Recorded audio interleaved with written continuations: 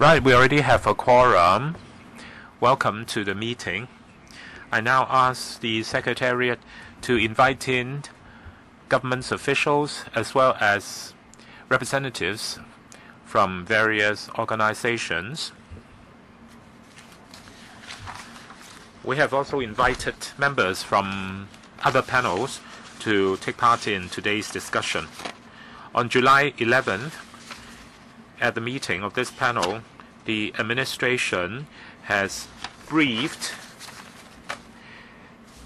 this panel on review on revision and improvement to liquor licensing fees and charges as well as mechanism. And it was decided then that delegations should be invited to come along to give views. And so that's what we're doing today. Paper already circulated to members earlier on. The Secretariat has received notifications from 14 organizations that they'll be attending today. And the Secretariat has made arrangements for them to be here today.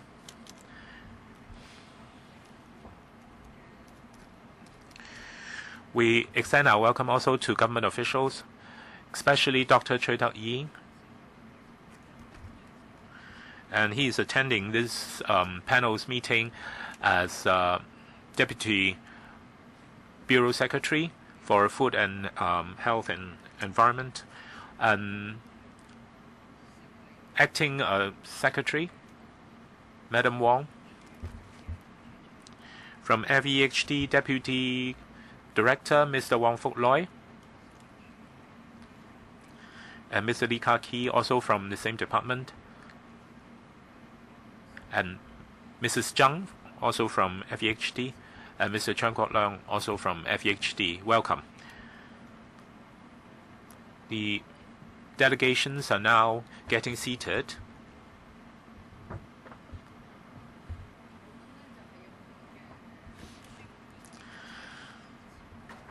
Some of the written submissions have already been circulated to members.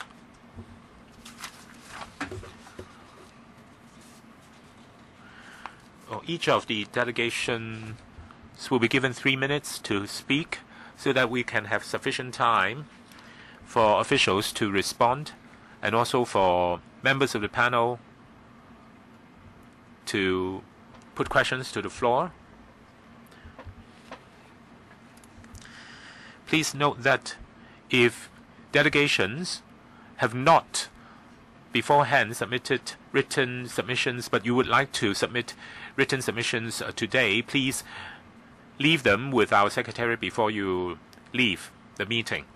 And delegations, please note that Channel 0 is floor, Channel 1 is Cantonese, and Channel 2 is English, and Channel 3 is Putonghua. If you want to make use of the headphones, that is. And also when you speak, please speak into the microphone so that interpreters can hear you. And please stick to one language. And please do not use cocktail language. Otherwise, it would be hard for interpreters to interpret. And please also be reminded that delegations are not protected by LegCo's privileges and rights ordinance.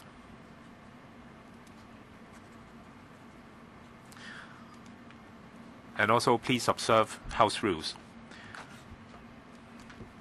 of the panel. First of all, Mr. Chang Kwon-kil from Civic Party, 3 minutes. Thank you.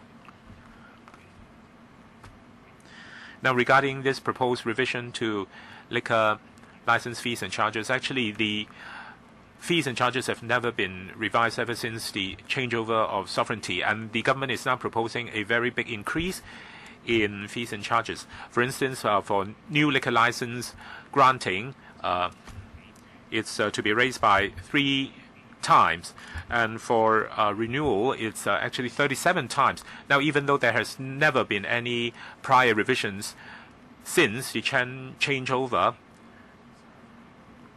still we believe that the government should stick to the cost recovery principle instead of trying to make a profit out of liquor license fees and charges. And that's why the government must adhere to the principle of users pay and also cost recovery. This would be fairer to applicant and also members of the public.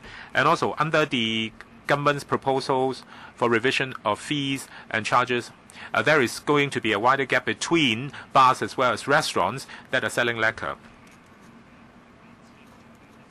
And for restaurants that are selling liquor, it's going to be raised from $1,900 to over $8,000. And this is not fair to bar operators because government statistics show that the bar's revenue actually is dropping or the growth in revenue actually is dropping when compared to the year 2014 and 15. We hope that the government would try to look more into this gap in fees and charges between bars as well as restaurants selling liquor. And even though we do believe that the present mechanism of liquor licenses can effectively regulate the sale of liquor at restaurants and bars and also can prevent people under the age of 21 to come into contact with alcohol prematurely. However, for a supermarket as well as convenience stores that are also selling liquor, they are not affected by this proposed revision to fees and charges and the liquor licensing mechanism. And so we hope that the government can do something in order to make sure that there is a level playing field in the market for everybody that is selling liquor. Now, the government is now proposing a very big hike in fees and charges because the government has not revised fees and charges for over 2 decades. And so we hope that the government can implement more regular and more frequent revisions to fees and charges from now on so that there is not going to be one single big hike after a very, very long time. And also this will promise more stability and also predictability for the trade and more affordability for the trade. Liberal Party, Mr. Ho On-jan. The government's proposals for new licenses is to be increased from $3,900 odd to $17,000, so 3.5 times. And the every renewal of liquor license is to be increased by 34%. And for non-bars that are selling liquor license, they are not exempted. And new licenses fees will be increased from $1,900 to $8,700. And renewal will be increased to $2,700. The Liberal Party's position is that when times are as difficult as they are now, the government should try to relieve hardship for the trade. And when operating circumstances are very difficult, we actually would advocate a freeze over all fees and charges. However, the government is bucking the trend and is now proposing a very hefty increase in fees and charges. And this will increase operational difficulties for restaurants and bars. And Liberal Party objects to, at this point in time, increasing fees and charges for liquor licenses. And the fees and charges level should be maintained at the present level. And the Liberal Party is of the view that the government doesn't have a convincing case in increasing fees and charges at this point in time. And the government has not explained why the cost of granting a new license is as high as $17,000. And so if, without any explanation, the government increases fees and charges so heftily, then it's very irresponsible on the part of the government. And the government is sitting on huge reserve.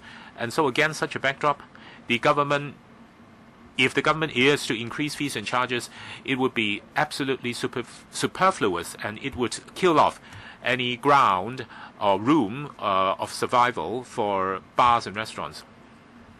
Mr. Lam, from the Association of Eateries. The catering industry has been communicating with the government as to our hardship in the market. We are in face of various fees and charges. For instance, solid waste collection fees and minimum working hours and also minimum wage and so on and so forth. If all of a sudden government is to raise liquor fees and charges by such a big margin, it would be very difficult for us. We absolutely do not comprehend why the cost for the government to grant a license is so high. If an applicant is to get a new license, is it really that costly for the government to grant it? We have also had meetings with the FHD, and they are telling us that inspection of the application venue and also the police may have to step in to investigate into the background of applicants, and that's where the costs come from. However, if we are talking about eateries, if we're talking about the catering industry, it is just an ancillary service. I ask you, how many incidents are there really after drinking liquor? Why does the government have to spend so much money into investigating a licensee over incidents or where there are actually no incidents? It's difficult for me to understand. Now, where the restaurants are given a license and there are frequent incidents or crimes or incidents because of drinking, well, if the government takes action because of that, I can understand. But how many incidents are there really across the board? How many crimes are there across the board? Does the government have to put in so much resources in granting a license?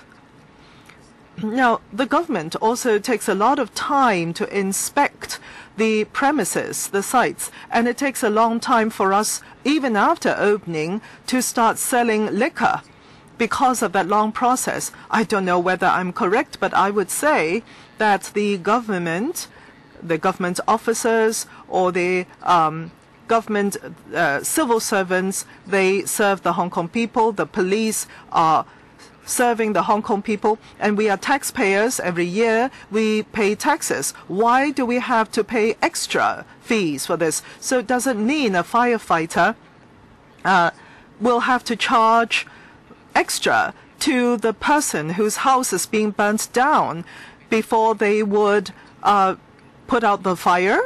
I mean, is that what we're doing for the police as well? I mean, we're paying salaries tax, we pay profits tax if we make money, our business. So I'm urging the government not to make it even more difficult in these very difficult times for the industry. Yes, next we will have Ms. Chen Yuannin of the Organization for the Rights Vigilance. Yes, I have already given the LegCo our written submission. I'll not read it out here. I just want to emphasize a couple of points, and that is the department's reasons for increasing the liquor licensing fee is not right. It's not reasonable because it is just too high. The margin of increase is too high, and the industry will find it difficult to accept it.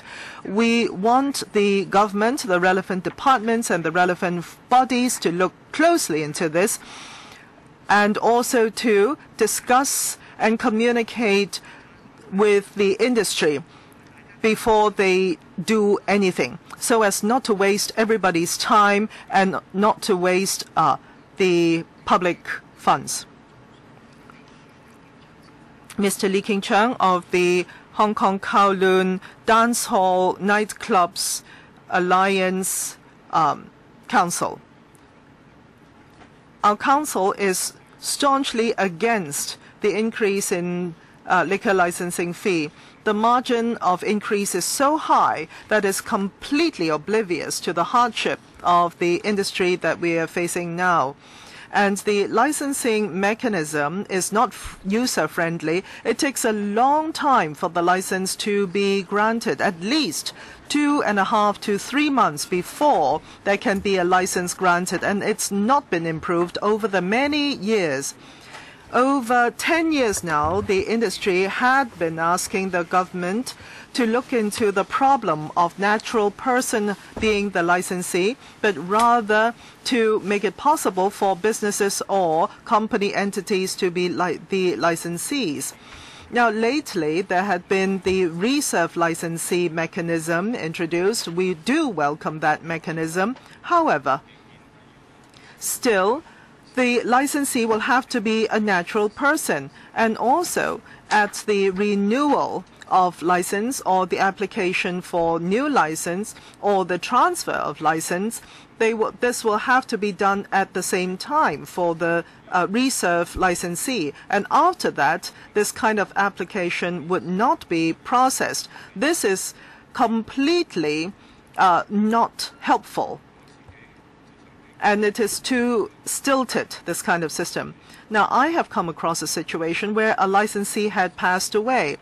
Now, the problem is, even though the licensee can make a will and appoint a person to be the successor of the license after his death, but still there will have to be a lot of work, administrative work, concerning the transfer.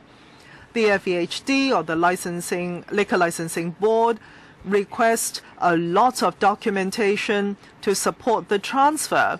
And this is a transfer to just a successor or the estate administrator of the deceased.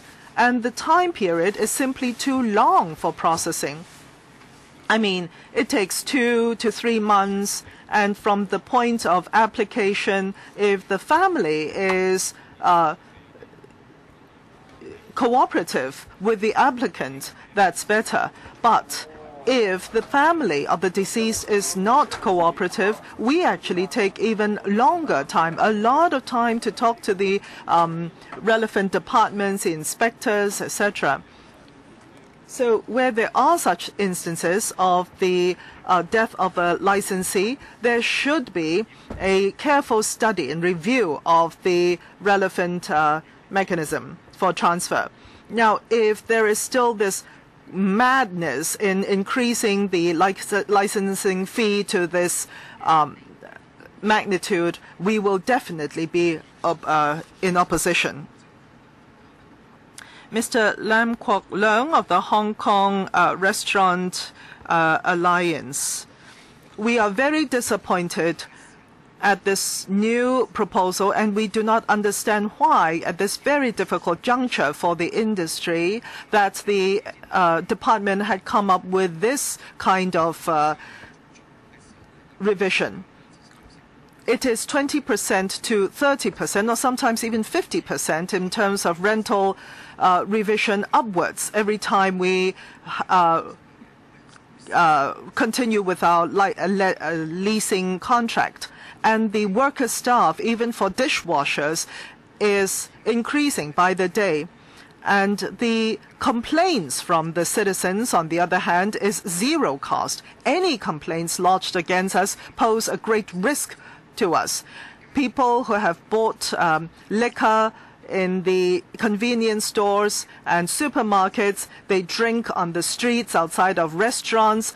We become culpable as well for those incidents, and it's making it very difficult. We are already very difficult in our operation, and very seldom do we seek help from the government. We just want to go on with our business with easier application of the liquor license. And the natural person, being the licensee, is still, even though it's objected to by the industry, but it is still maintained by the relevant authorities. And there's been no improvements concerning the very lengthy processing time for the license. For the August session of the Liquor Licensing Board, we have been in opposition of that for a long time, but there's been no improvement. I hope our views can be heard. Ms. To Yu Yi of the Hong Kong Bar and Karaoke Rights Promotion Group. Thank you for the opportunity. I am in opposition of the increase in fees.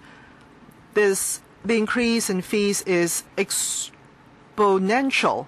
It is 3.5 times the original, and in certain circumstances, for the transfer of license, for instance, is 76 times. and it is over $10,000 from what it was before, about 700 something, and this is completely unacceptable. And we question the basis for that increase. We have heard no reasonable explanation on the part of the government. The costs, salaries, wages, rentals have been rising over the past years. It's very difficult for the industry, and also consumption power had also decreased, and the karaokes and bars are making a very small margin of profit indeed. And the Hong Kong government has a very healthy reserve and surplus, and it is at this juncture that there is this huge increase in licensing fees for such aggrieved operators, small operators. It is not right. We are but small operators. Do not increase a license to over what we can afford. Perhaps you've forgotten Hong Kong was once the pearl of the Orient. But at night, if you look at the taxi stands, there are empty taxis waiting for passengers everywhere. And on the Hong Kong island, there are very few places where people go for nightclubs and nightlife. And this goes to show that nightlife activities in Hong Kong is shrinking. Bars are inexistent in all big cities. Any city without bars is not a city, cannot claim to be a major city. And in the recent times, the government had been over-regulating the industry and making it overly difficult for the industry to survive. This is not a good thing for Hong Kong. As for the processing time for licensing, liquor licensing, and or speeding it up and making it less onerous and draconian for the industry, that is the way forward. Mr. Leung Chun, the Hong Kong Restaurant Business Alliance Council. On behalf of the Council, we are in staunch opposition of this increase in licensing fee. The long processing time and the high fee had always been a problem. We have time and again reflected our objection to that, but it's never been improved. And now there is an increase in fees to, in certain circumstances, 76 times. I'm speechless at that kind of increase. The LLB seems to treat all of us restaurants as Lan Kwai Fong bars, thinking that we can sustain that kind of fees. For many of us, we are restaurants or Tan Tangs and coffee shops, etc. And liquor selling is but an ancillary service that we provide. It is not our main stream of revenue. Some of our customers actually bring their own liquor. But on the other hand, we do see certain operations paying nil licensing fee and actually do not need a license as opposed to what we have to be paying in the future. Our costs are rising. Rentals have never come down. Now the government has such huge reserve. Do you have to pick this as a time to hit us even harder? As for the recuperation of costs, where does a cost come from? We understand that it's from the police, because police have to be activated.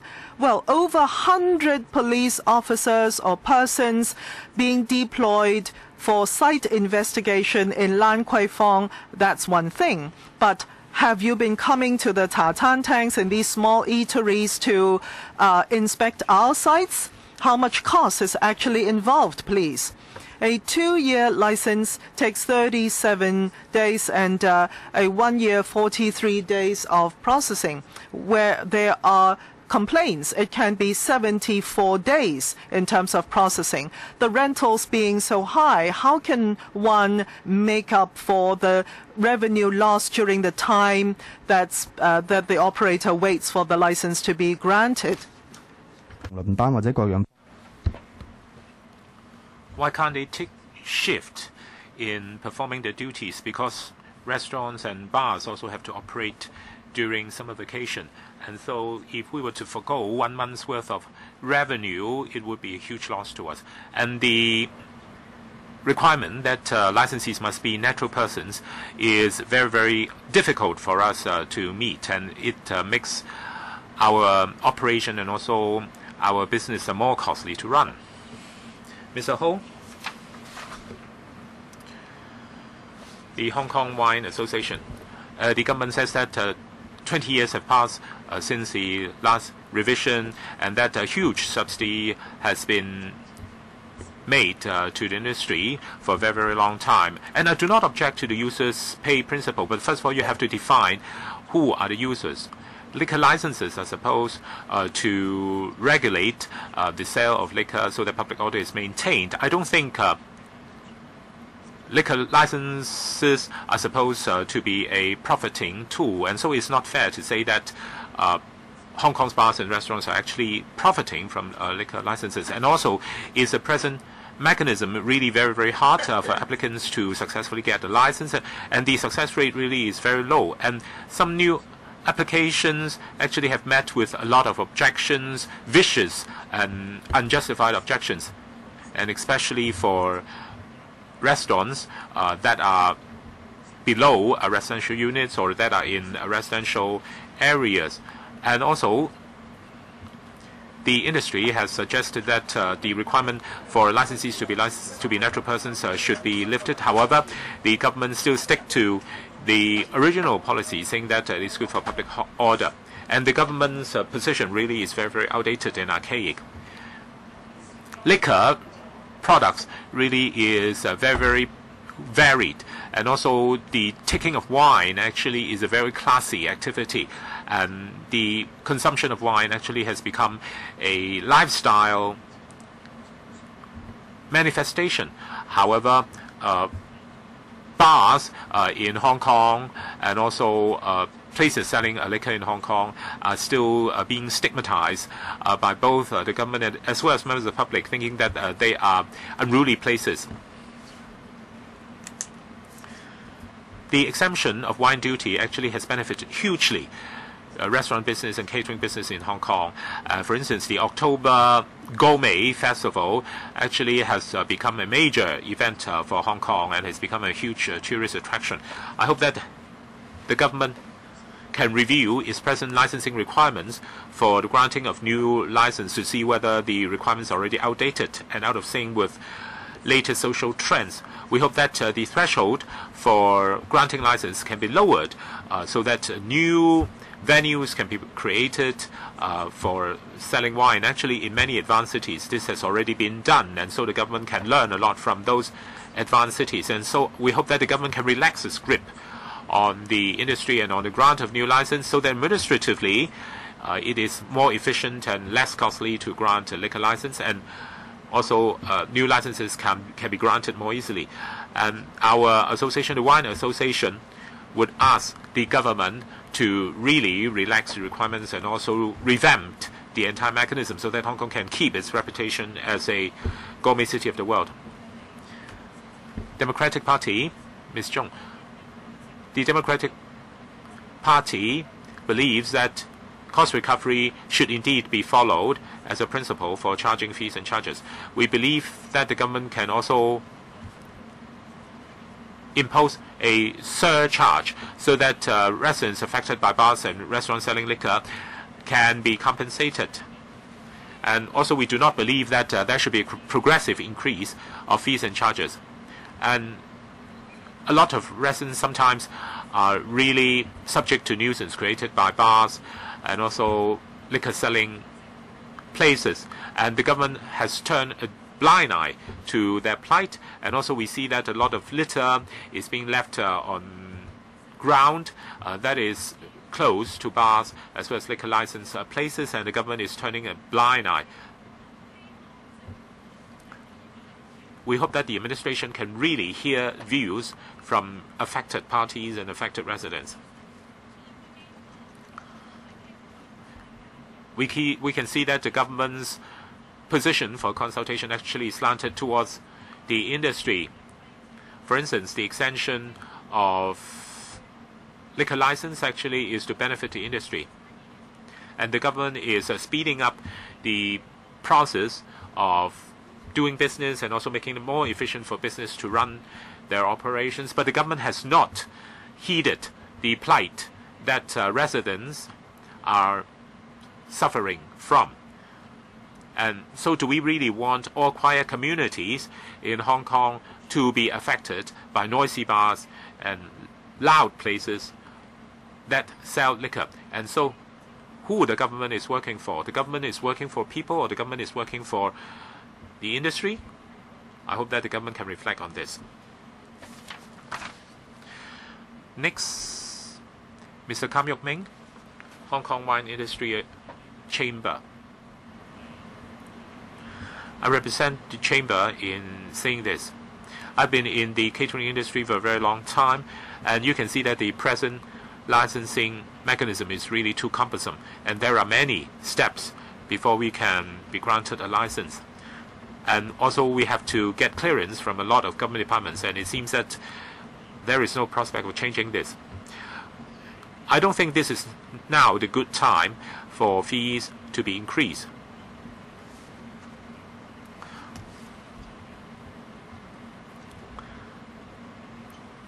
Many restaurants and bar operators have dropped out of business not because of the fees, but because of very high rentals and also high labor costs and also high operating costs.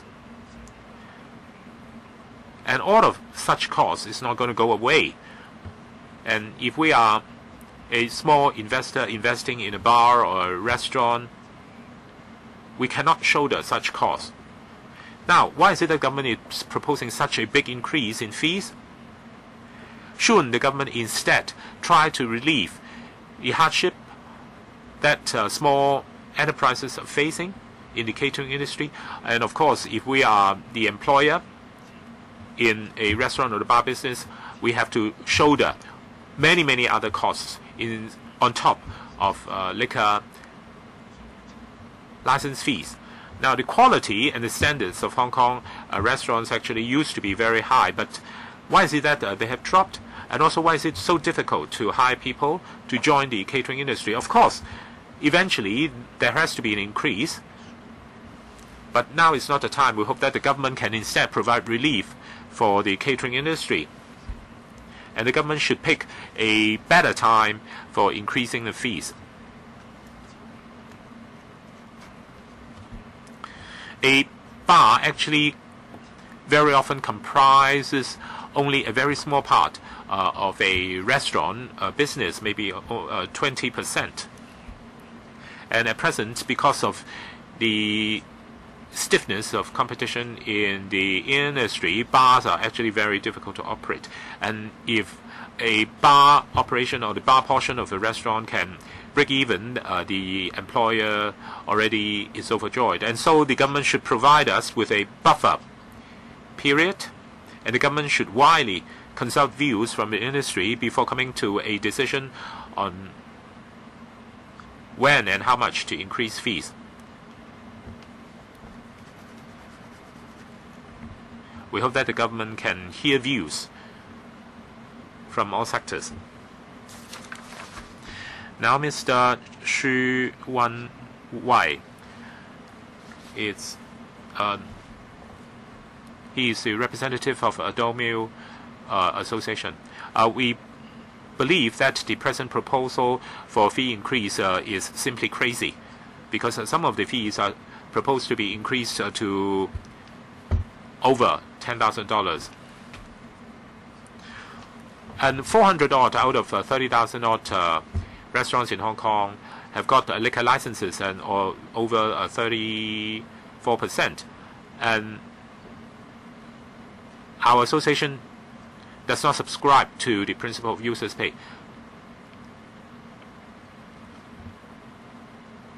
And licensed establishments or establishments that are licensed for selling liquor actually are paying all forms of duties and taxes.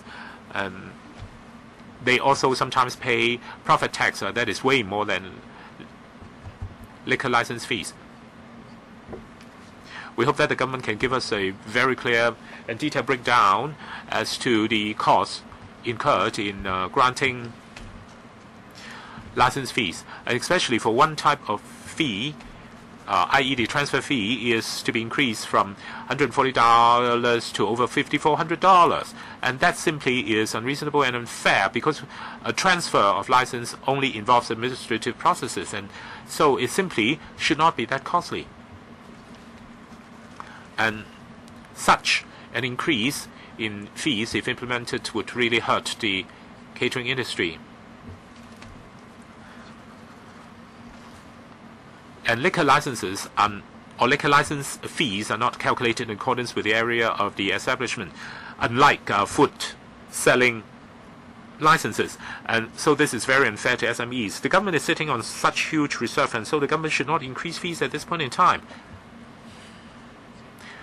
And the government should instead try to reduce costs and try to streamline processes of applications and processing. And the government can actually also implement instead reduction in wine duty. And also, if the government can't reduce costs, can such savings be reflected in reduction in license fees? And it is not fair to try to recover costs from the industry.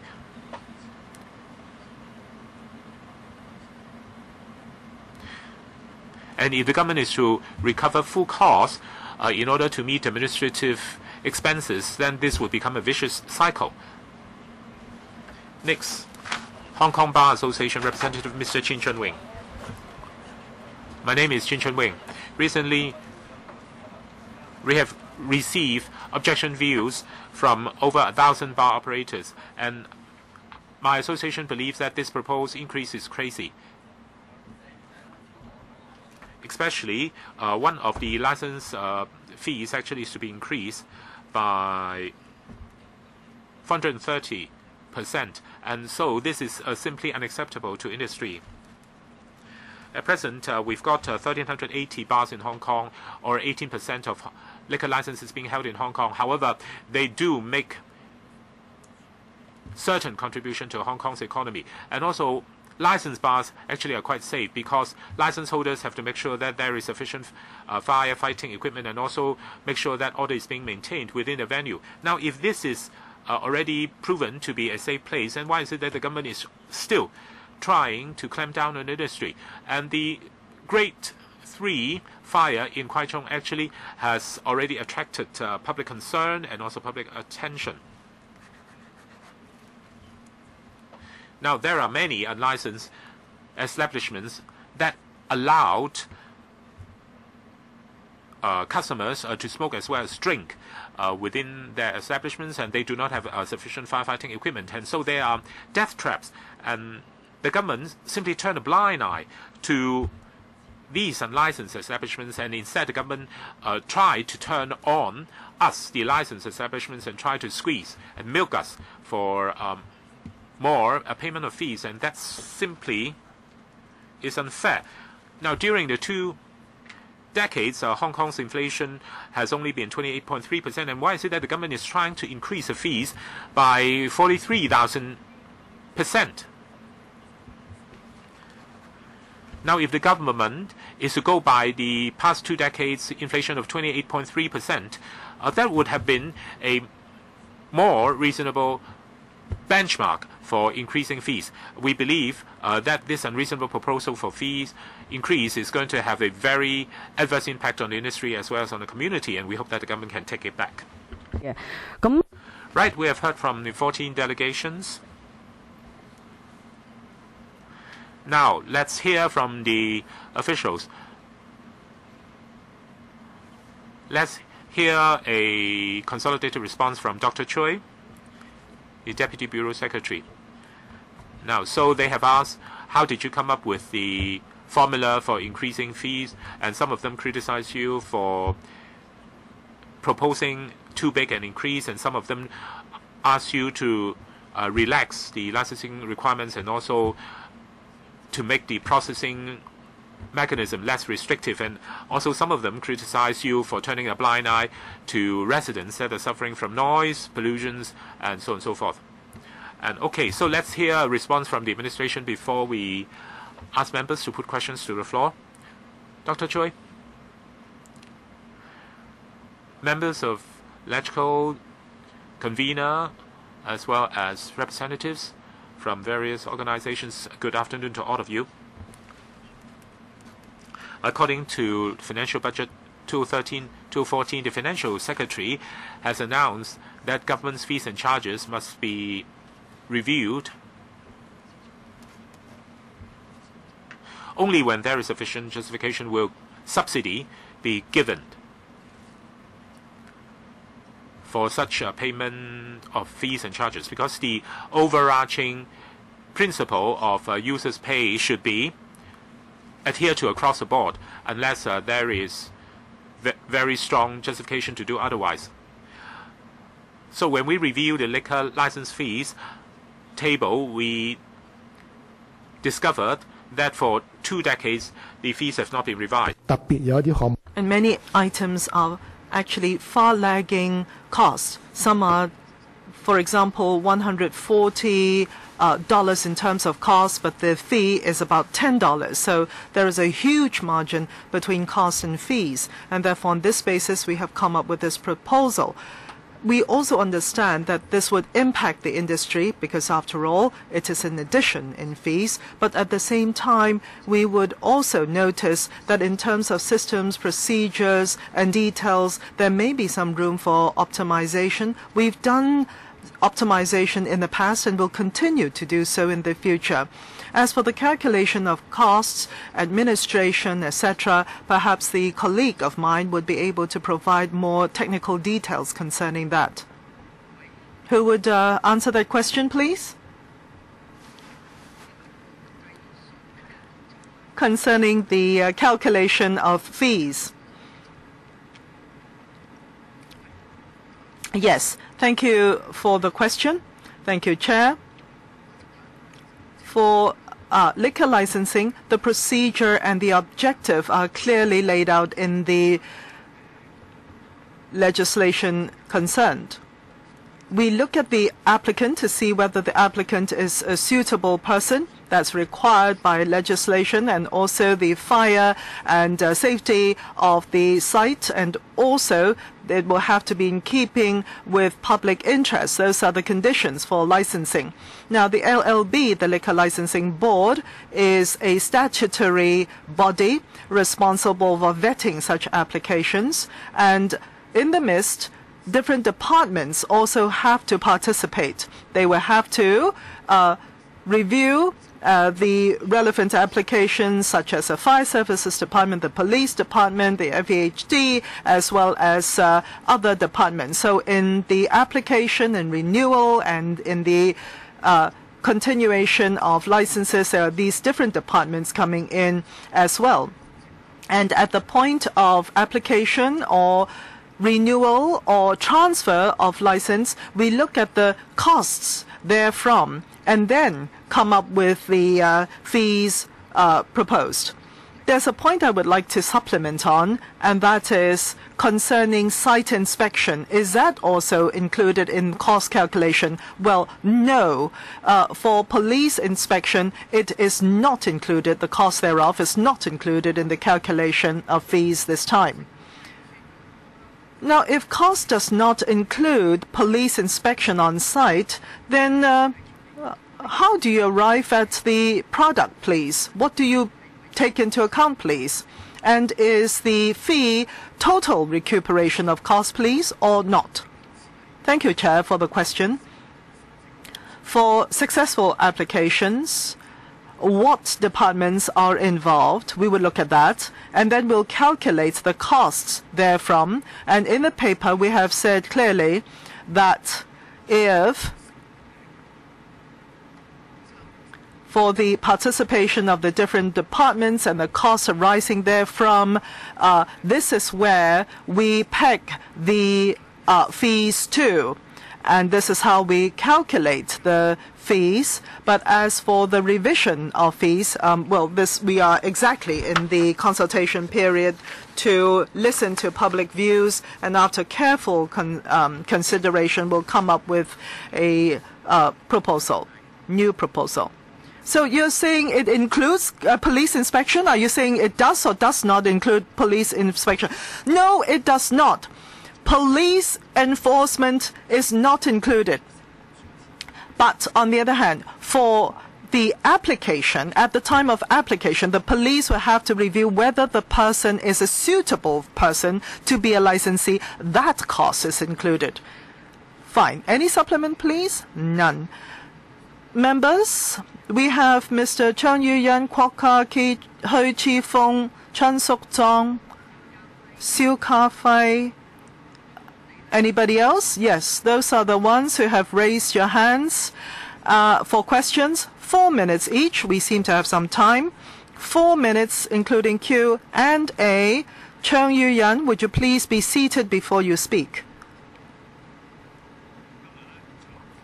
Well, Secretary, we welcome you to this hot kitchen.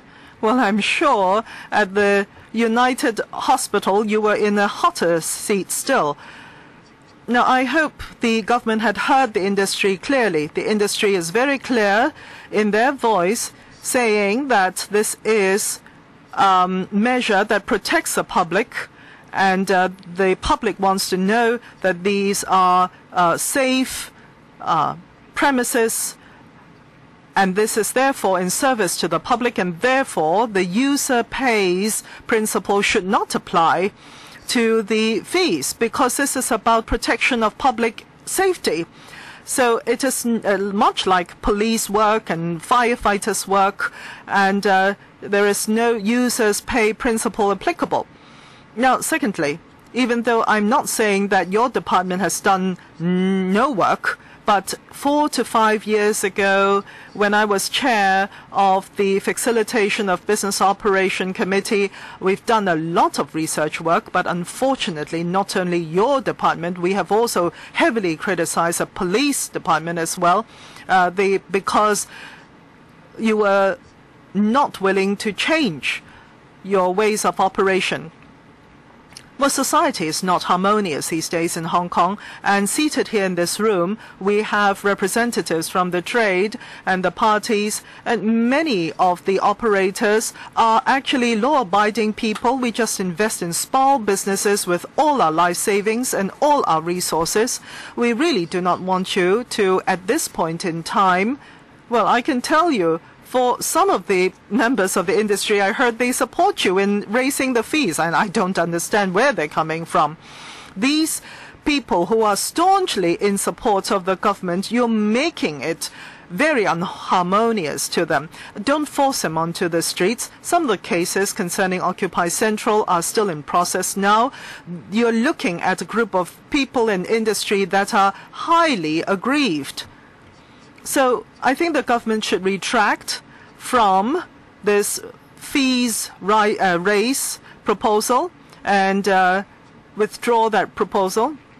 Now, concerning the licensee being a natural person, in fact, I can tell you half of the complaints I come across concern the liquor license. In my 17 years as a LegCo member, and 3 years as an urban council member, 8 years as a district council member, for me to have received so many complaints concerning one item and one item only is rare. So I think you found a wrong time to increase the fees. I would also want to say that for convenience stores, they don't need licenses to sell liquor. The convenience stores are happy. Why don't you just cancel any fees for the restaurants as well? Why don't you penalize them for fire exits and flouting fire prevention measures, since they're selling liquor as well? So, Chair, yes, we have these views, and this is cross-partisan, and I don't want the Democratic Party to think that this is a surprise to them, because your your supporters are hurt, and therefore you support the fees rise. And for, the market operators in the markets, you do not support any fees rise. I do not want to see an established party such as yours to feel schizophrenic. Next, Kwok Ka-ki. Madam Chair, thank you very much for the delegations for coming up. A few points I would like the government to respond on. First of all, on cost. What is most controversial is a calculation of the fees based on the cost, and the paper is not very clear on that. If you can, right now, respond on that point. If not after the meeting, that would do as well. Secondly, the liquor license is part of the cost of operation, but we all know in Hong Kong that the biggest cost of operation is rents, and the hegemony of the property developers has greatly negatively impacted all businesses in Hong Kong. So in terms of rentals, we have to think of something together with the government, but that's not the main point here. A third point is convenience stores. There is a school of thought, and the industry had alluded to the same, and that is, why are convenience stores not paying license fees even though they are selling liquor? Perhaps they sell less liquor than the restaurants and bars, but on the other hand, for those liquor selling convenience stores, they are nevertheless paying lower fees.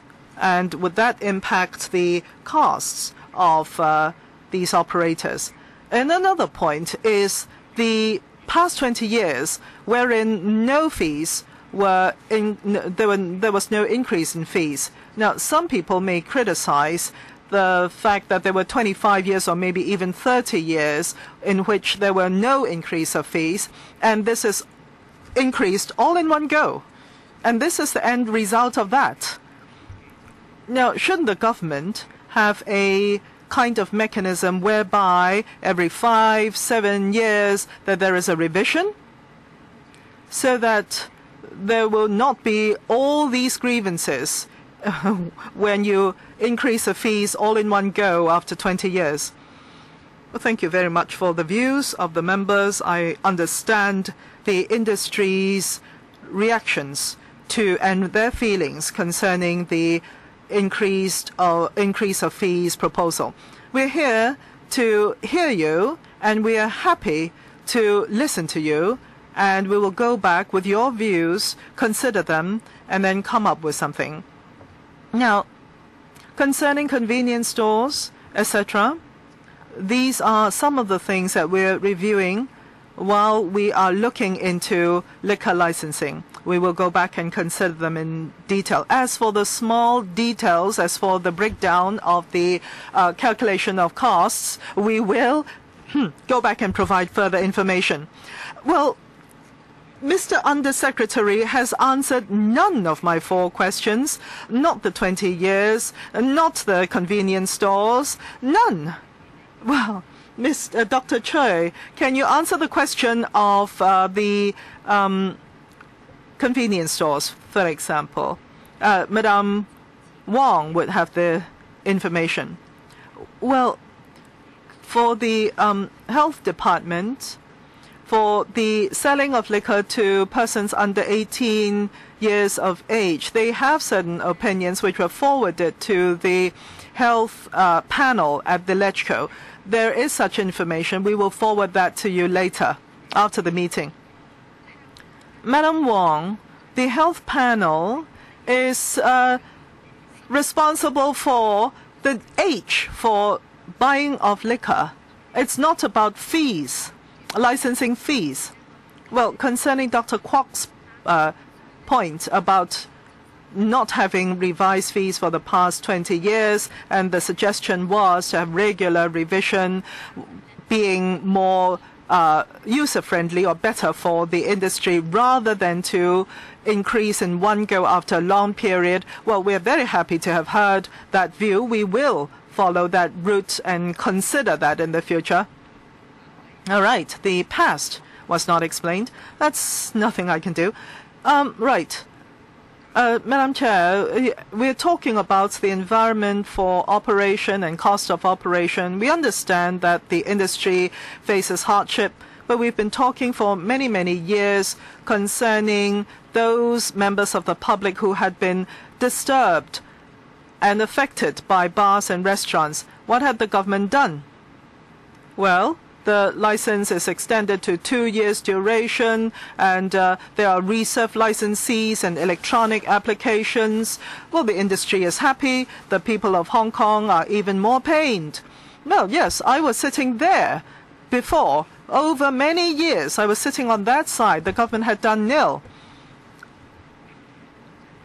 Well, while the industries were speaking, I couldn't suppress myself. I have to speak up as well.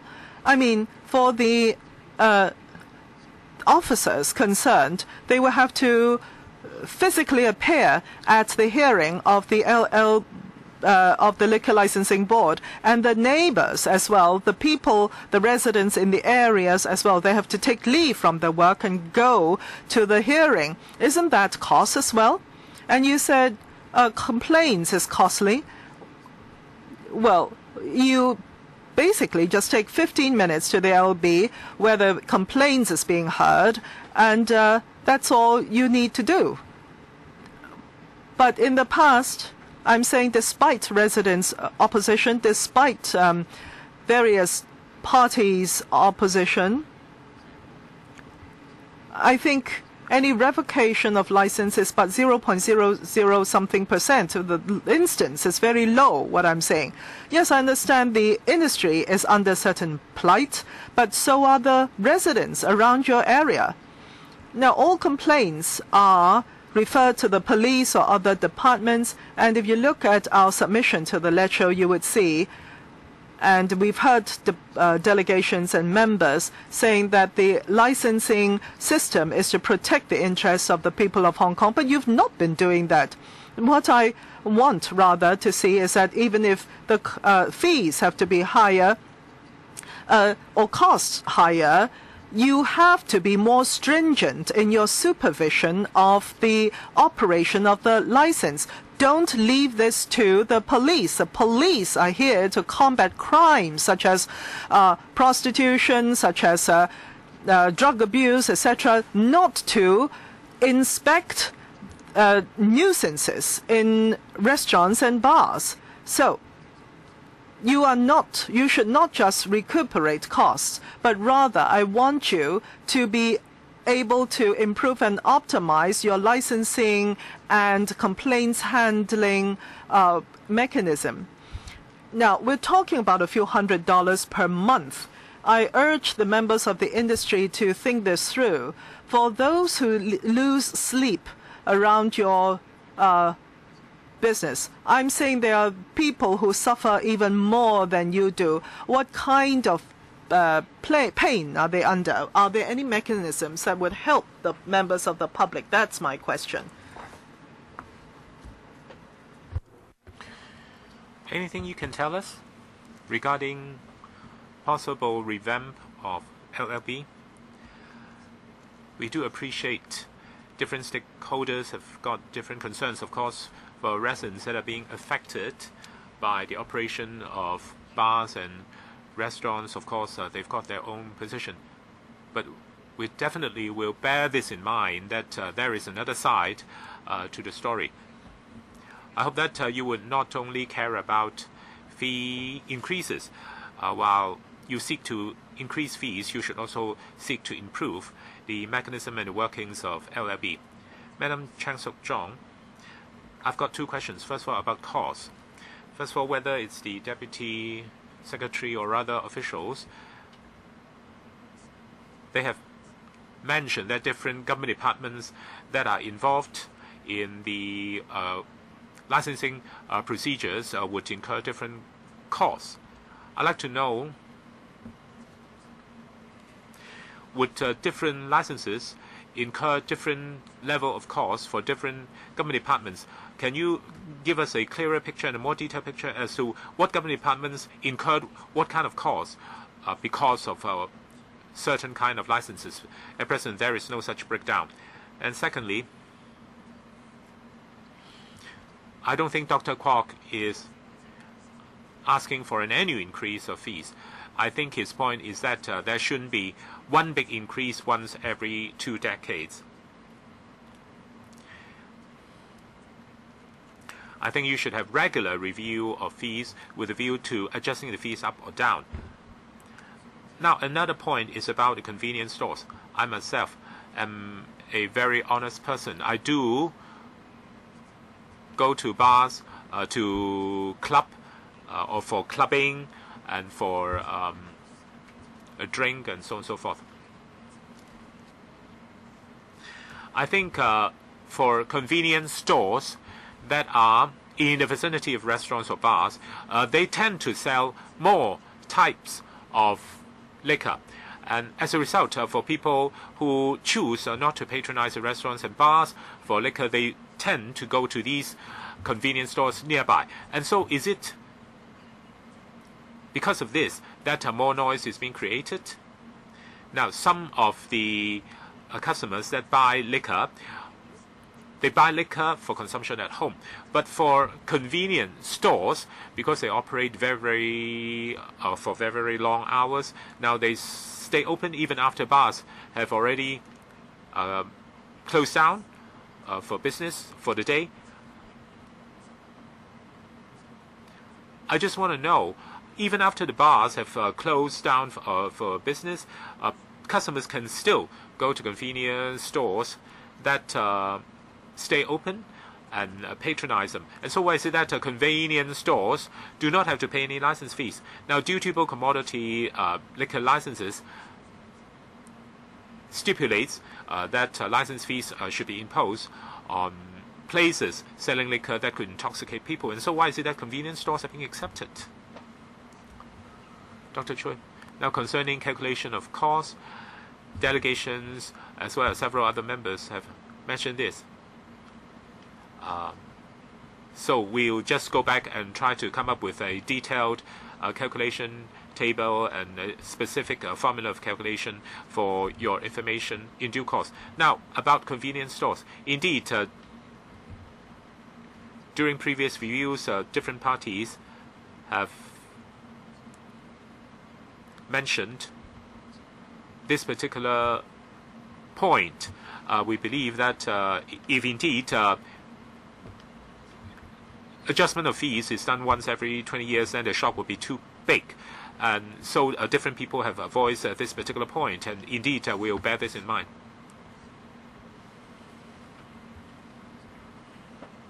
Of course, society is changing and time is changing, and social trends do tend to change from time to time.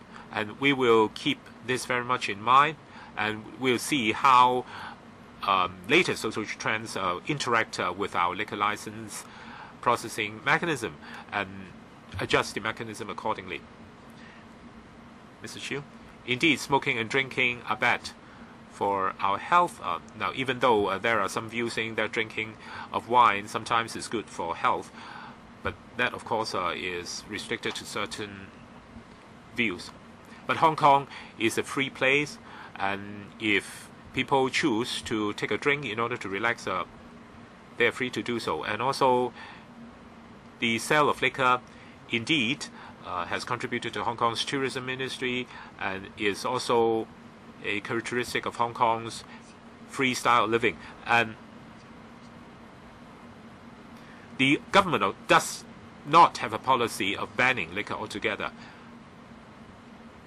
And the government actually has lifted wine duty in order to promote the wine selling market and industry in Hong Kong.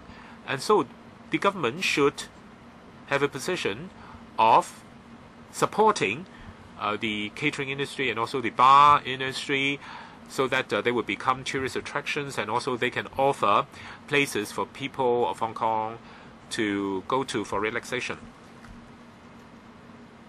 Now the government is saying that the cost is being heavily subsidized, and the government has to subsidize to the tune of $24 million or over 60%. And so the total cost should be around $38 million. And I really don't know how did you calculate that particular figure. You can give me details later on. I think the bottom line is that Hong Kong's business environment is now very, very tough. And the government is generally thinking along the line of supporting various trades and industries. Now, for hawkers and for other vendors, the government is considering cutting their fees and reducing the burden. But now for the bar and catering industry, the government seems to seek a very, very big, hefty increase. And so isn't it going too far? And also, especially for restaurants, their bar operation really is a very small part of their operation, is merely only to convenience their patrons who are there mainly for food. Now, if you seek such a big increase, are you supporting our business sector, or are you trying to rob the business sector? Of course, if the government is poor and impoverished financially, then that would have been a good case for you to increase the fees in order to beef up your coffer. However, the government is sitting on a huge reserve. The government is overloaded with money.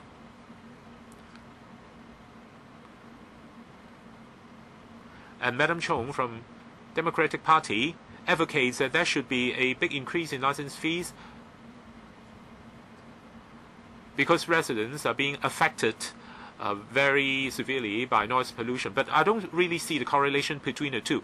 Does she mean that if fees increase is being introduced and also by a very, very wide margin, then bar operators and restaurant operators will be driven out of business? I really would like to get clarification from the administration whether this is their thinking. Do you want to seek fee increase in order to drive bar operators out of business? Now, if the answer is no, then even if fees are being increased by very, very wide margin, it doesn't really help with the issue of noise pollution. So you have to seek a balance here. Now, Mr. He Chi-fong, now your constituency may be close to Lan Kwai Fong. You may think that your voters are being subject to nuisance created by bars and restaurants. But I just want to tell you that many bars and restaurants actually are at the commercial venues and they do not create any nuisance for any residents. Mr. Siu Ka-fai's point is actually similar to mine. Madam Chen Sok-chong says that convenience stores can operate for very, very long hours. But if Hong Kong's economy is to recede, actually there will be more people patronizing convenience stores for liquor because liquor is cheaper there. Now, if this fee increase is unavoidable,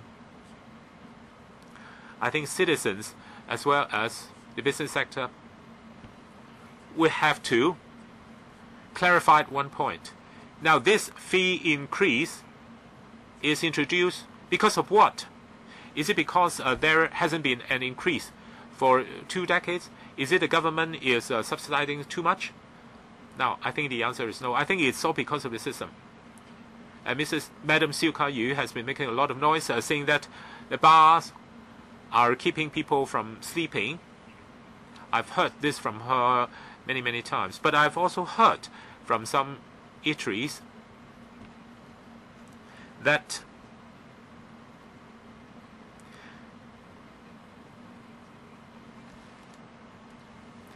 the liquor licenses being held by the present bars are not being administered in a very proper way. The government has not done a very good job with monitoring the operation of liquor licenses. As a result, residents indiscriminately object to any liquor licenses applications.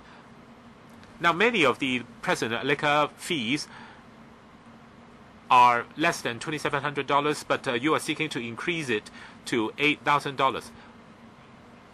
And also, if you want to transfer a license, then the transfer fees is going to be increased by 400 times. Now, from a business operation point of view, within 2 years, if the cost of the business is to be increased so drastically, can the businessmen transfer such costs onto the users? And also for the users pay principle, I'd like to know, apart from liquor licenses, do you have any other licenses that are also subject to users pay principle, for instance, food licenses and all other licenses? I think if you are to increase license fees across the board by the same margin, then this would deal a very, very severe blow to the business friendliness of Hong Kong. Indeed, part of the rationale for proposing the fee increase is the financial administration principle or fiscal administration principle of users pay and cost recovery. Now, these two principles definitely are at play. Now, if a fee has not been revised for a very long time, we are now proposing that the fees be adjusted with a view to recovering the cost. Of course, this will be impactful on various parties, and that's why we're here today to hear your views. Now, I've heard this many times. I just want to know, what about the other licenses, such as food licenses? Are you seeking to increase their fees? And also, for liquor license fees, you have not increased it for 2 decades, and so you want to catch up within 2 years to what you have missed doing in the past 2 decades. That is going to be very, very hard. Now, this particular forum is for liquor licenses, and I really don't have anything to add. Now, what about the food licenses? Are you going to increase license fees from 4,000 to 40,000 for food licenses? Now, today, we should concern ourselves with liquor licenses fees and the proposed increases. Madam Wong, do you have anything to add? Last time, Mr. Singh and just now Mr. Ho have asked whether other government licenses are also subject to cost recovery principle.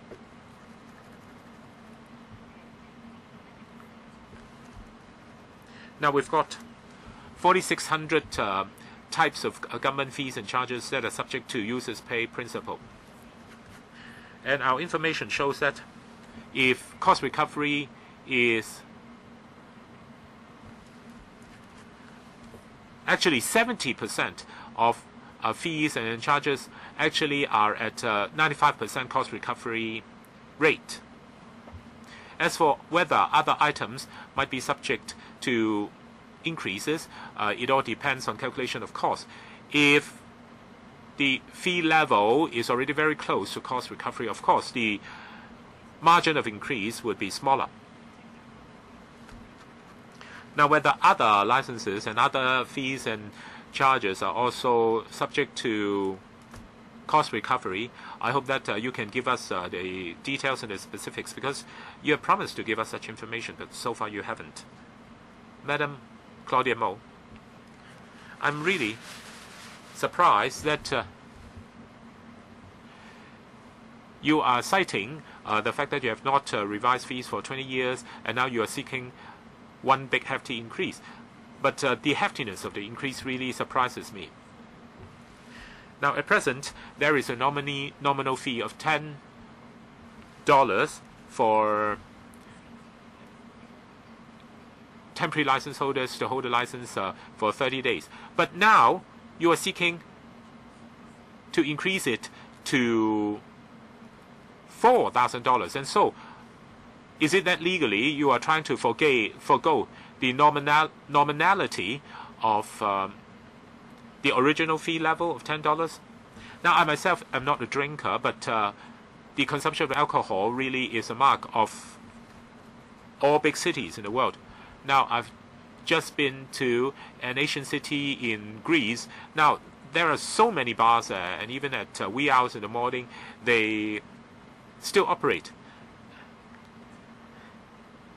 And also, if you are seeking such a hefty increase of this kind, is it really punitive in nature? Now, just now you say that it's not punitive. It's only to catch up to what's been missed in the past, but from an outsider, it really does look punitive if it's such a big increase. Indeed, the fiscal principle of the government is that government fees and charges should be subject to cost recovery and users pay principles. But previously, you only charge a nominal fee, now from $10 to $4,200. Now, it doesn't sound reasonable at all. It's really not a civilized way of doing things by a civilized government.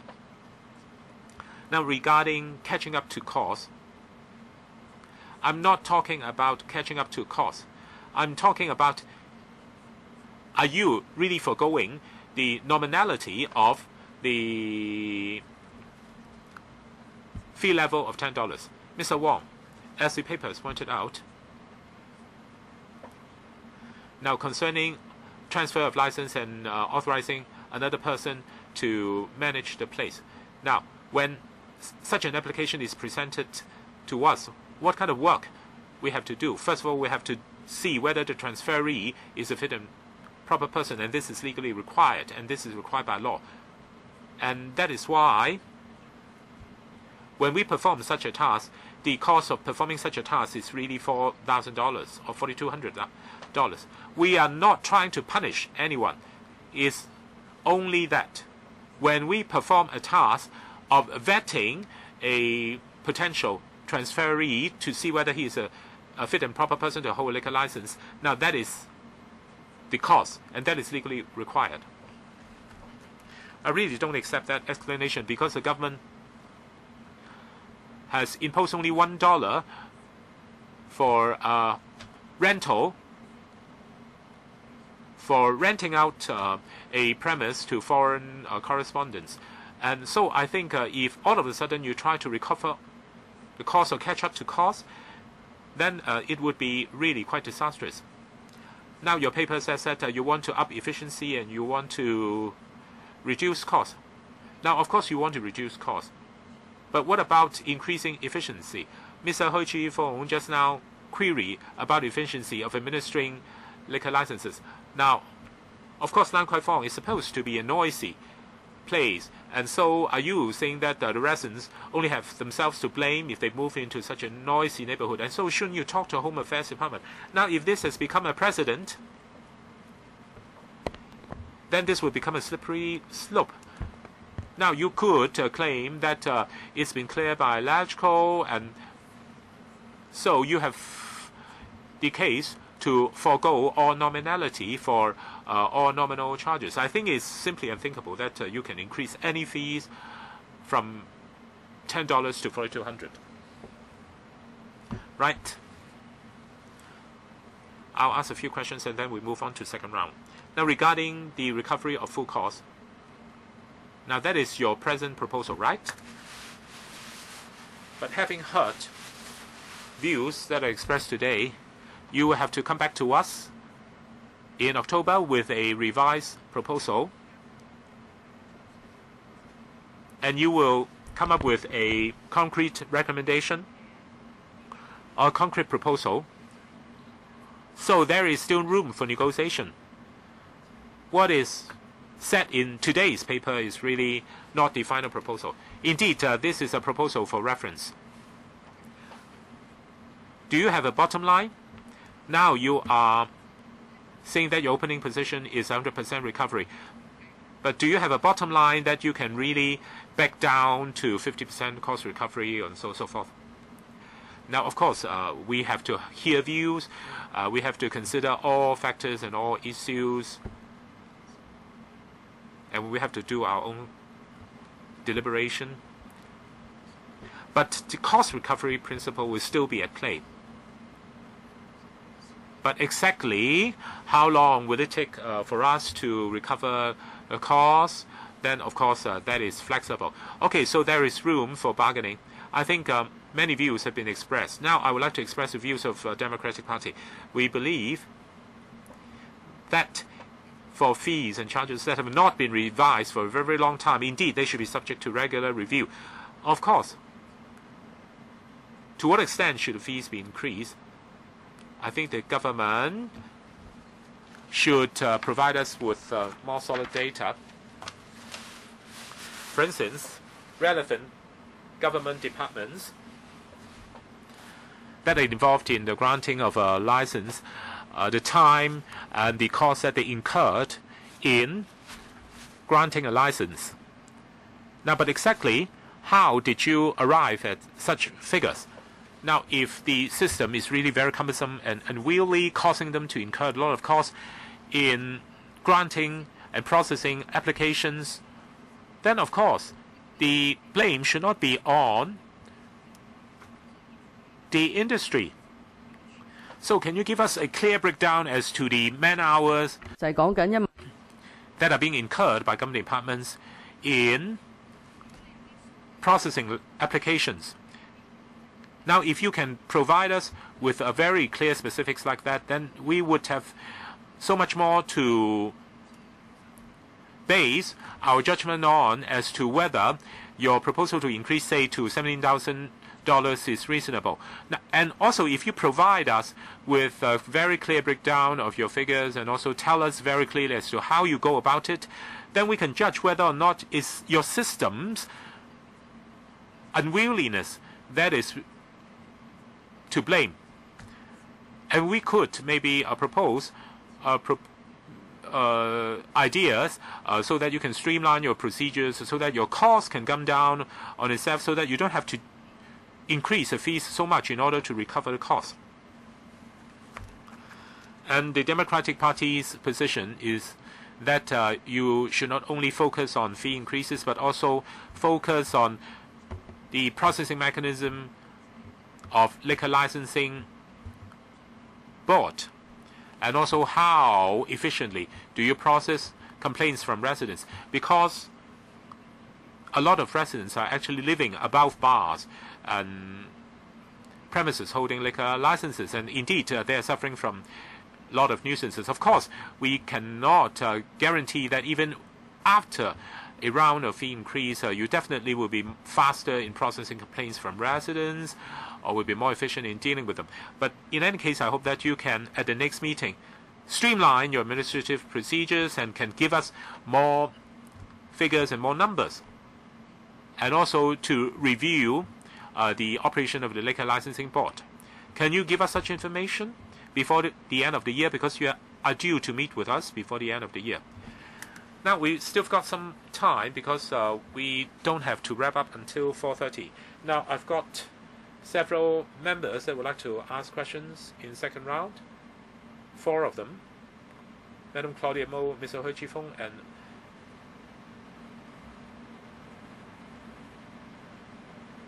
two others. Okay, so each of them will be given 4 minutes. Mr. Chung? Now, just now, you put forth views on behalf of the Democratic Party, especially the latter part. I just would like to say that I definitely do not support the government's principle of users pay. Because users pay principle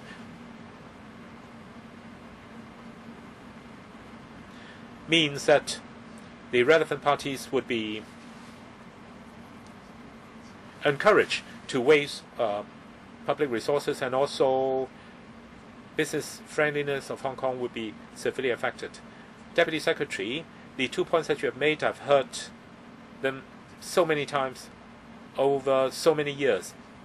The users pay principle as fiscal policy is really not good for us. I think you should go to talk to the Treasury. Now, what about firefighting services? What about crime fighting services by police and fire service department? Do you want also to impose users pay principle for those services? Now, what kind of fiscal policy is that if those services are subject to users pay principle? Now, because I want to run a business, I want to get a license, say I want to be a doctor,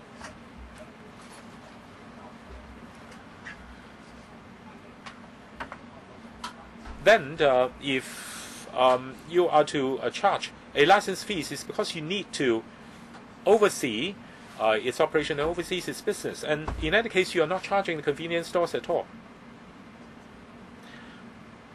I think all parties should sit down and talk about this. The chairman said that you should come back to us before the end of the year, but I think you can wait till the next term of LegCo, because I think you should have an overall revamp of your entire liquor licensing mechanism. Madam Claudia Mo just now mentioned that some of your charges are at present nominal. Then why can't you keep the nominal charges? At present, there is already a reserve licensee system.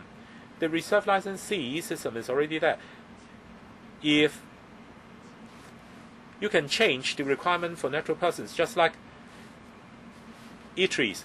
Now, if a manager is on leave, then you are not required to be notified and you don't have to charge a nominal fee, then it would have been so much more easier for bars and also places holding liquor licenses. And I can tell you honestly that this is not going to be easy for you if you want to seek clearance from LegCo. Of course, I don't want to be forced into a corner and do something that I don't want to do. But for 2 decades, the business sector, the catering industry has been very loyal supporters of government. I really don't want, once you've become Deputy Secretary, you would run into trouble with us. I think just now Mr. Zhang is not trying to threaten you, is only giving you the facts. Now, Deputy Secretary, you've just reported to office, and so you have not been involved in dealing with liquor licenses until very recently. And these are the actual operators that you heard from. And Madam Chair had mentioned just now that you're just putting a stake up and it is open to negotiations. But where your starting point is way too high, it's difficult for us to negotiate down. I mean, do we say that we collect nil increase? Well, I can tell you in today's world, in today's Hong Kong, you have to balance the operation of businesses. It's not to say that you've not raised fees for 20 years and you want to have a one-go increase in big magnitudes. And just someone had mentioned just now the hawkers. It's about 3% increase over as many years. So I have a question for Ms. Chung. May I, Madam Chair? Yes, go ahead. Well, Madam Chung, you are in support of increasing the fees because of disturbance caused to residents. Now, Madam Chung, I would like to know, apart from bars, there are restaurants as well. Some of them are very small-scale businesses. And perhaps with a liquor license, they actually do not sell 1 bottle of liquor a year. But on the other hand, they have to have the license just in case someone orders liquor. Do you think that's fair? The fee increase is fair for this kind of operators? Madam Chung, you can choose to answer or not answer the question. Well, thank you, Chair, for the reminder. I want to supplement that for us, or for Central, Tsim Sha Tsui, or Western districts, there are a lot of bars. You have to think about this. They operate until 2 a.m., 3 a.m. into the small hours. I understand, Madam Chair, Madam Chung. I'm asking about the small restaurants. Is it fair for them? What I'm talking about is the noise level being a nuisance till 2 a.m., 3 a.m., affecting the quality of sleep of the neighbors. And this fee increase proposal should also take into consideration the nuisance caused to residents. Now, and also on fire prevention, liquor is not a necessity. You cannot compare that to firefighting for the afflicted. I understand. Hui Chi-feng. Madam Chair, I want to say, bars and some restaurants, Siu Ka-fai seems to be very concerned about restaurants. For restaurants and bars, impacting the quality of life of residents. That's not only limited to Central or Tsim Sha Tsui. If you look at Kowloon City, if you look at Wan Chai, or even Tai Po in the New Territories, in fact, it is quite prevalent. Who is to speak on behalf of the residents? Lan Kwai Fong is actually far away from residential area. I very seldom come across Lan Kwai Fong complaints. So do not just talk about the complaints that you come across or complaints from your own voters. Now, what we're trying to improve is to improve on the mechanism of licensing and resolution of conflicts. We want you to have the administrative power to increase your efficiency. But if the whole thing is negative to start off with, what kind of administration power you have to enhance your own operations? You can have some measures which you can implement and tell everybody that you're going in the right direction. But I can tell you, in the past 6 to 7 years, you have done nothing, zero, to improve the or to alleviate the plight of the residents. People like Siu Ka Fai do not think that the residents are always in opposition with the industry. No, the residents do not want you to close down. We want a win-win situation. We want to coexist with you. Most of the elements in the industry are law-abiding. There are only some few bad apples. Well, the music being overly loud for some operators, when people complain, they complain and affect the entire street of operators. We want to work together with the law-abiding operators. Siu Ka Fai, yes, for the small restaurants, it is indeed true. As you said, they do not adversely affect the residents. So should they be segregated in terms of administration? Yes. And those who are most disturbed or disturbing should be dealt with first. So that is the stance of the Democratic Party.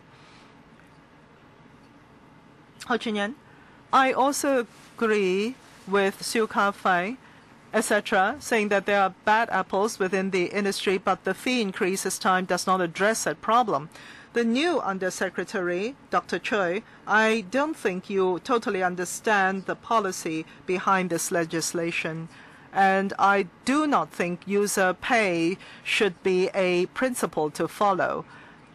Now, why do I highlight the issue of $10 being increased to 4,000 something? There are some very small restaurant operators appointing a manager to operate the business, and the manager says, well, I'm quitting this job. You, the owner of the business, will have to cough up $4,400 to change the name of the licensee, because the staff was obviously the holder of the license. So can we think of it this way? For beer selling licenses, put them into one category and into another separate category, those selling hard liquor. Think of it this way. The restaurants and the bars, should we be treating them the same? If you slap this kind of duty or fee on them, I can tell you that small businesses will become group or big conglomerate operated. The reason why there are so many complaints against the licensing system of the government, it is because it is wanting. It is not just because the fee is high. There's a lot of complaints this time you've heard in this room. It's not just about the fees. And you just go ahead blindfolded and say, this is all about user pay principle. This is the source of my grievance as well. So do not tell me that there's been no increase for the past 20 years and wanting to chase back the shortfall, quote unquote, for in the next 2 years. Mo Mangching, Claudia Mo. Well, I remember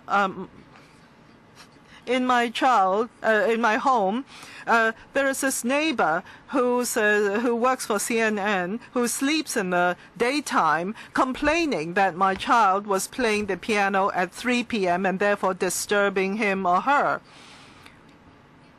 Now, when we talk about residents' complaints, let us not say that, oh, we have a livelihood here, we have a business to continue here, when we dismiss complaints of residents. Subculture we're talking about. I mean,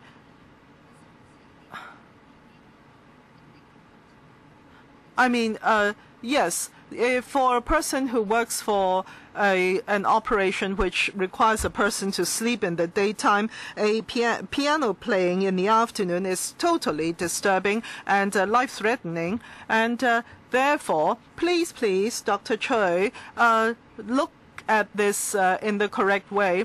I mean, there are these cabbies, taxi drivers, at 3 a.m., etc. During their rest time, they hold on to a bottle of beer and talk loudly in the streets and disturb the residents. Your attitude is really against liquor, I think. I think it's related. It's your attitude, and it's dangerous in setting a precedent.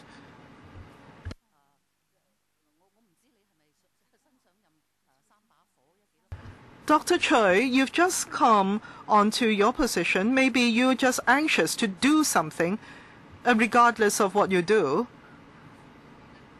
And if you're proposing this kind of fee increase because of that, you'll be laughed at. The government would be laughed at. $10 increased to $4,000 something dollars. What's the percentage? Is it 4,000 something percent? That's not acceptable.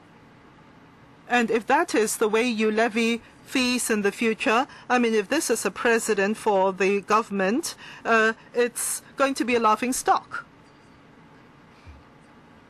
Can you promise that for the opposition raised by the Bar Operators Association, they say that 28.3% is acceptable? 28.3%. They just want you to be less crazy. Of course, you cannot say that you'll accept this level of increase here and now. But on the other hand, I can tell you, if you accept their counter proposal, everybody will be happy. Dr. Choi, you want to respond to that? Yes, simply, for any change in systems, and for the department's cooperation, and yes, we will be happy to follow up on all that, as you all have mentioned, and we want to do that, and we'll come back with a consolidated response. Yes, our member, Chen Chi-chun, has just entered the room, and he is asking his question as a first round question, so 4 minutes for him. Well, thank you, Madam Chair. I also thank the delegates for coming up. I think the principle of the issue here is not about how many dollars more, but the principle of recuperation of costs. Chang Yu-yan is saying that if the cost is high, then that will be passed on to the consumers. But on the other hand, if the costs are low with the simplest and most streamlined of procedures, then I think cost recuperation can be possibly acceptable. But now we do not see what the cost is made up of. I heard you, Madam Chair, saying when I walked into the room just now and asking for the cost. What cost do you include into your cost calculation? Inspection of police is not included? What? Yes, it is included? Are you saying that? What? And what about there are fights in the bar? Is that included as well if the police have to be called? Well, however you come up with the formula, let us know what the formula is, because there had always been complaints that the procedure for applying for license is just too cumbersome. Some people are saying, we don't care, if we have to cough up another few $1,000s, if we do the business, we'll be able to make the profit and cover that cost. But on the other hand, the cumbersome procedure is a problem. And if the costs arising from the procedures cannot be cut because the procedures absolutely necessary, then that's one scenario. But on the other hand, if the procedures can be streamlined and simplified, then the cost would be lower. Madam Chair, I don't know whether the Dr. Choi had answered that question. Well, I've raised that question before. Others have raised the same question as well before you came in. So I think Dr. Choi cannot give us the breakdown right now, but after the meeting, through written response, they will give us the breakdown, the number of man-hours, what departments, etc. Madam Chair, honestly speaking, I don't think they have that kind of clarity. If they have that kind of clarity, they would have given us the information that would have convinced us or tried to. So what do they include, not include, over the years, what had been the cost increase? If they don't give us that information, and let alone whether this is a recuperation of costs, I just don't see whether these are necessary costs and whether these are costs that should be recuperated. So therefore, at this point, I cannot support the increase in fees. You have to justify that with the formula and the breakdown. 政府就講會喺10月開會之後喺年底之前會就住。Right, before the year runs out, the government will come back to us again with a revised proposal based on their deliberation and also views collected today. I just want to know whether the costs incurred by bars and restaurants are different, and if so, do they have different formula of calculation? So what government departments are involved and what fees and charges are involved and how are they calculated? Can you give us a detailed breakdown of all of those? Right. I will be the last one to put questions to the floor in the second round, and if we still have time after that, then we'll move to a third round. And we've got several other members who would like to speak, ask questions in the third round. Okay, Mr. Low Aycock, you have not asked questions before, and so the floor is given to you. 4 minutes.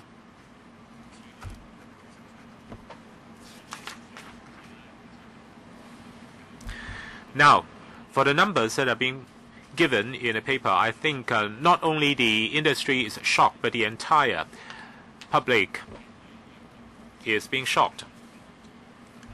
Now, it really begs the question as to whether the government really has any clear-cut guiding principle for calculating fees and increases.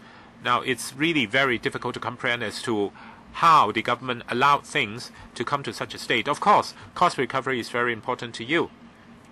But for the industry and for members of the public, a very important consideration for them is the value of applying for a liquor license.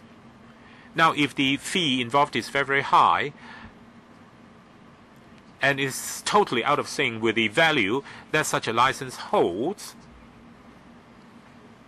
then you have to be more flexible in going about it. Otherwise, you'll be driving people out of the business altogether. Of course, we don't have to come to any sort of a decision today, but after hearing from us today, you really have to go back and make adjustment. I think a very important factor is this. No matter what kind of license we're talking about or what kind of fees we're talking about, if it is required to support the day-to-day living of Hong Kong people or the day-to-day operation of Hong Kong businesses, you really have to bear in mind also the value that such a license would hold. Now, if the fee is totally out of sync with the value of the license, then it simply won't work. I think relevant government departments really must bear this point in mind. Would you require a response from the administration? I think they have heard a lot of views, and it seems that they are playing the old gramophone over and over again without anything new. And so I hope that they will take our views back and really think on them. Okay, today we're talking about fees and the issue of nuisance being caused by bars and other liquor license holding places has also been mentioned. And so apart from fees and charges, we also need to think about improving the mechanism of monitoring and also handling complaints. Now, Madam Chung has mentioned the point of revamping the complaint handling procedures. So you also have to go back and think about this. Just now, Mr. Lee King Chung mentioned that it takes 2 to 3 months for a new license to be granted. I just want to ask the government, why does it take so long, and is there any room for you to shorten that processing time? Mr. Wong, thank you.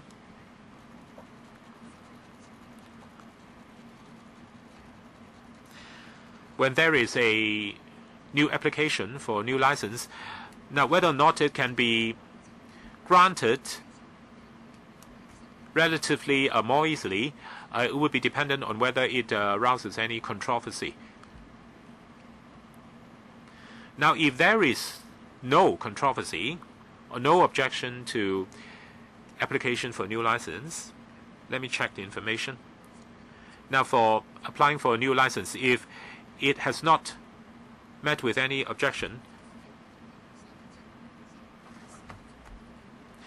then it would take usually 37 days for 2017. But of course, for contested cases, it would take longer, because first of all, the LLB will have to hold a public hearing, and different stakeholders will have to find time to attend the hearing.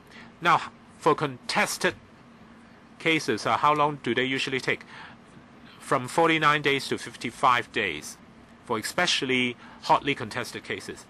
Now, of course, different categories have different processing period of time. Now, why is it that for uncontested cases, they still require 37 days?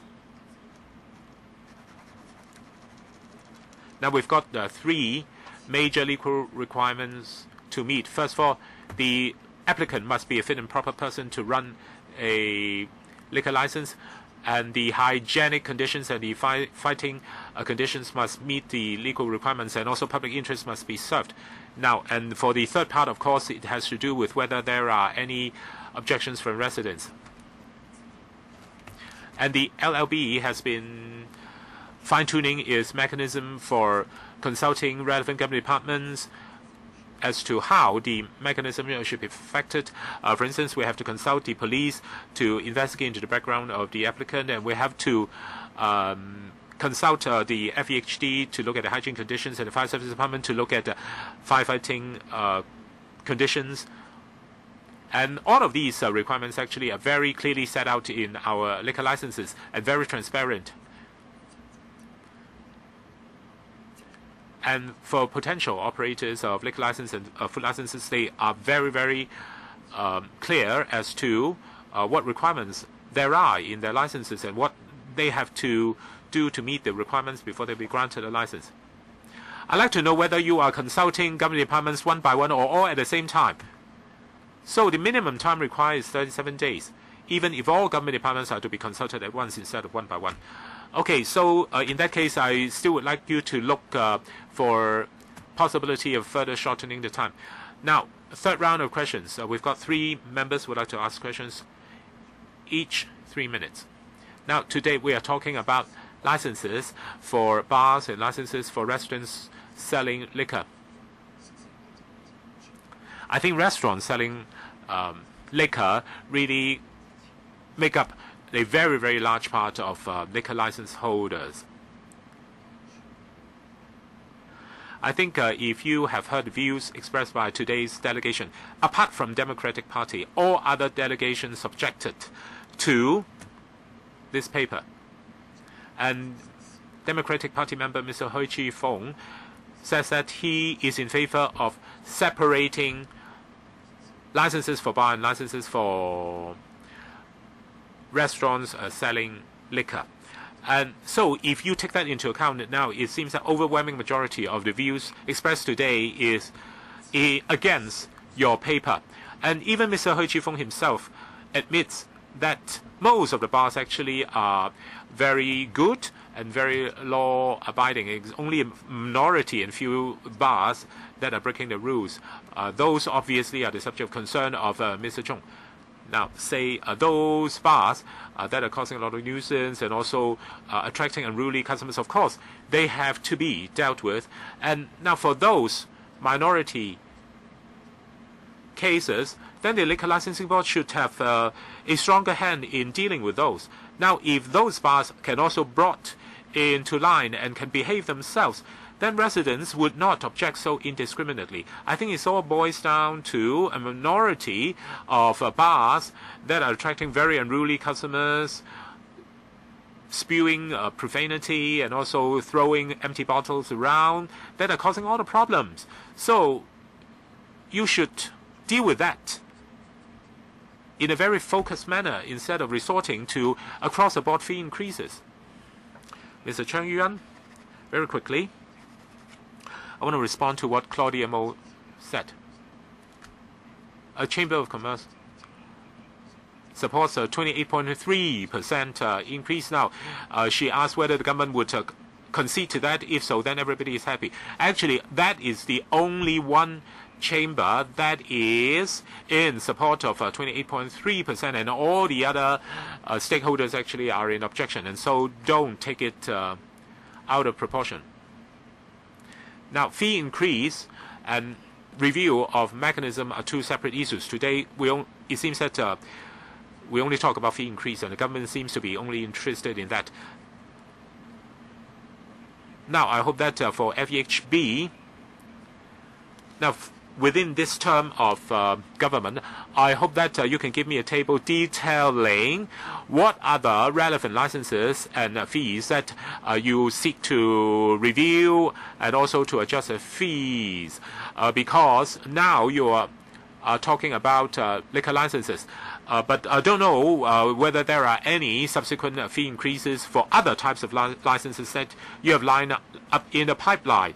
And so I really have to get the overall picture, get the bigger picture as to how many food and liquor-related licenses and fees that you seek to revise and also to adjust the level. I really would like to get the bigger picture before I can decide whether this case has any merit at all. Mr. Hui Chi-fung. Now, Mr. Siu Ka-fai should not really selectively quote me. It seems that you only quote my views, the views expressed by me that are beneficial to you. Now, indeed, we have to look at bars and restaurants quite differently. Indeed, restaurants attract very, very few complaints. And so whether it's a liquor licenses or whether complaints handling procedure, they can be dealt with separately. Now, I'm not saying that for customers patronizing bars, if they spew profanity, I don't think that is a particularly big issue because I'm not a prude. But I'm talking about hygiene, I'm talking about noise pollution. Now, if indeed your complaint procedures are effective to the point where the offenders can indeed be taken to task and can indeed be called to responsibility and to pay a certain cost for their offense, then it would be a different story. So on one hand, we hope that fee increase is one issue, but another issue is improving your complaint processing procedures and your monitoring mechanism.